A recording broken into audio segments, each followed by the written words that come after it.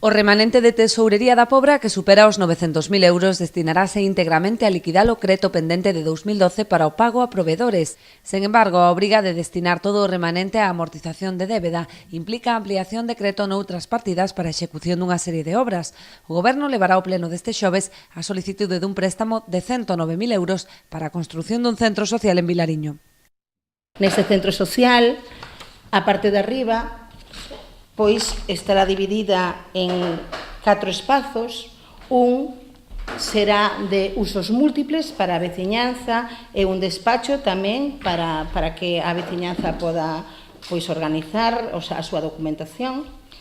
E, por outro lado, tamén reservamos un espazo para o propio colexio. A intención do Executivo é solicitar outro préstamo bancario de 33.000 euros para a sustitución da cuberta do Colexio Salustiano Reieiras, a reparación da do Fernández Varela e a instalación de chan de caucho na unitaria de Santa Cruz.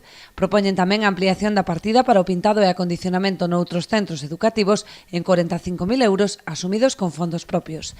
Ian destinados ao pintado exterior do Salustiano Reieiras, ao pintado exterior do Pilar Maestú e a reposición da marquesiña e o entorno de entrada do Salustiano Reieiras. Outro dos puntos a debate será a solicitude dunha subvención ou IDAE para a instalación dunha caldeira de biomasa que daría servizo a varias instalacións públicas dende a piscina municipal ata o Polideportivo de Venecia. Xurdiu, coa necesidade de mellorar a piscina e de que os gastos non foran tan grandes no consumo enerxético, pois sería a instalación dunha caldeira de biomasa. Iría nas proximidades da piscina e terá unha rede de distribución de calor que chegará hasta o Polideportivo, que está na zona de Venecia.